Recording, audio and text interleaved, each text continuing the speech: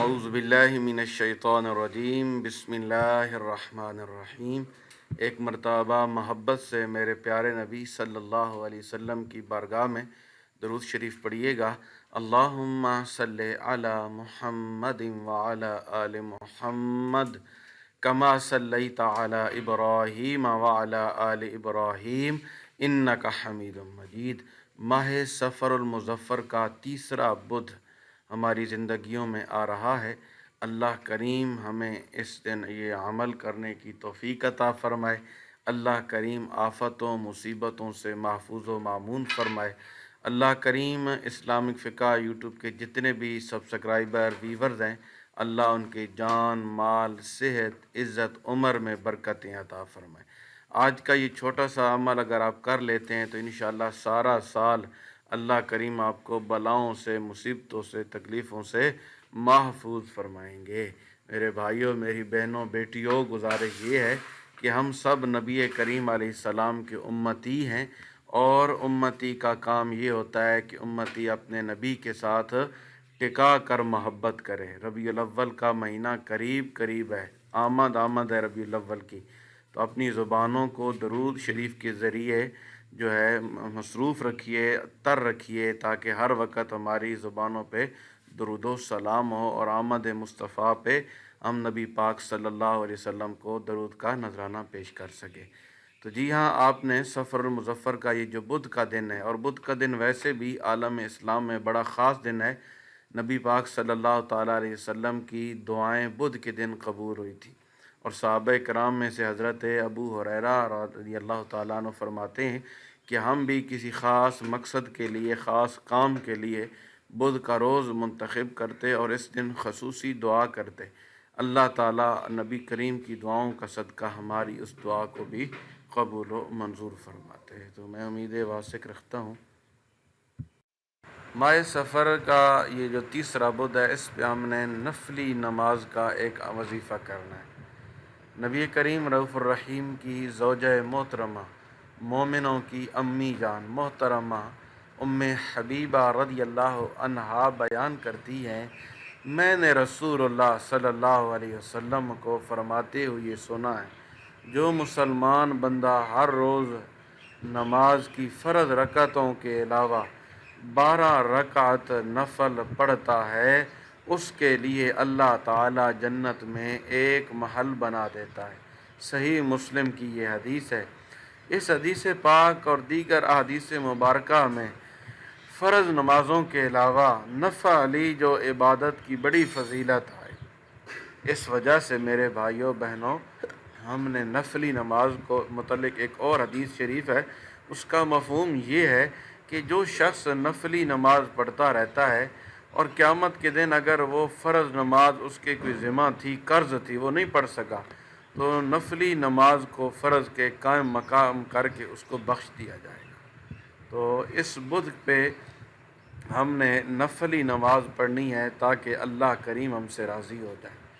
تو میں یہاں اب طریقہ کار آپ کو بتانے لگا ہوں کہ ہم نے کیسے پڑھنا ہے، کس طرح یہ نفل پڑھنے ہیں، ٹھیک ہے۔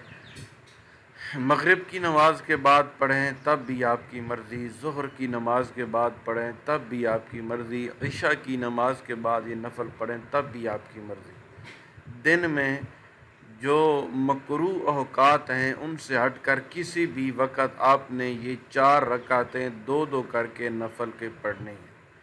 انشاءاللہ اس عمل سے اللہ تعالیٰ آپ کو دین دنیا کی عزتوں اور عظمتوں سے، شان و شوکت اور رفعتوں سے مالا مال فرما دے گا، اور اللہ تعالیٰ غیب کے خزانوں میں سے رزق حلال نصیب فرمائیں گے۔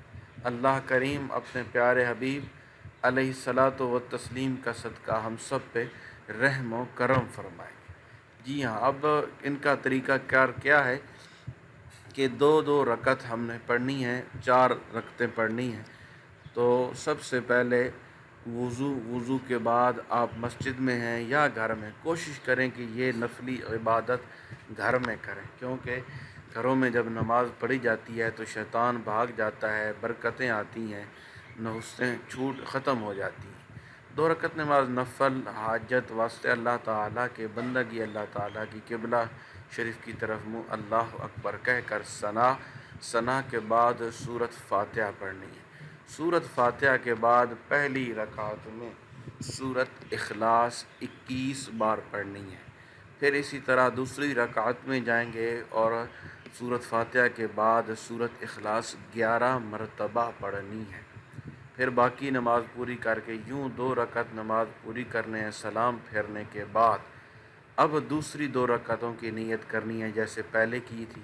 تو دونوں رکعتوں میں سورۃ فاتحہ شریف کے بعد 21 بار سورۃ کوثر پہلی رکعت میں اور 21 بار ہی دوسری رکعت میں سورۃ کوثر پڑھنی ہے۔ اس طرح کر کے آپ کی 4 رکعتیں پوری ہوگی۔ سلام پھیرنے کے بعد بیٹھ جائیں، بیٹھ کر نبی پاک صلی اللہ تعالی وسلم کی ذات پہ 3 مرتبہ درود شریف پڑھیں۔ درمیان میں اپنے مقصد کے لیے، اپنی حاجت کے لیے، اپنی پریشانی و مصیبت و تکلیف کے لیے اپنے رب کریم سے دعا کریں، آفتوں مصیبتوں سے محفوظ رہنے کے لیے۔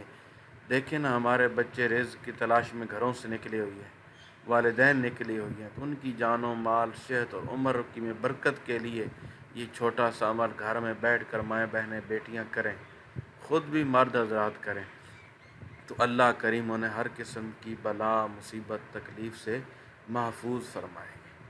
تو یہ انتہائی آسان سا عمل۔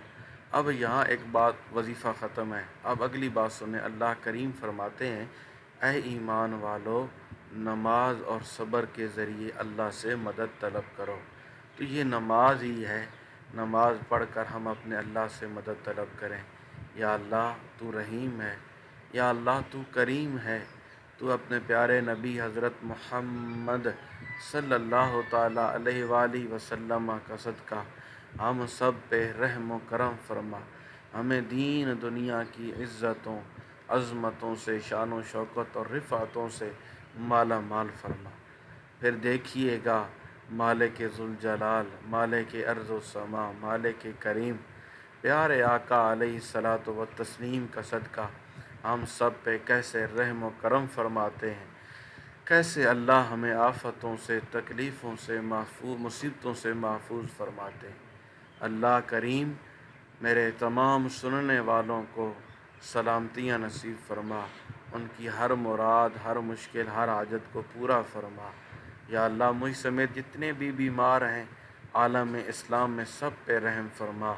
یا اللہ ساری انسانیت کے اوپر کرم فرمانا، تیرے لیے تو کوئی مشکل نہیں ہے، تو کن کہے تو فیکون ہو جاتا ہے۔ یا اللہ سب پہ کرم فرما۔ اللہ حافظ، ملیں گے نیکسٹ ویڈیو میں۔ السلام علیکم ورحمۃ اللہ وبرکاتہ۔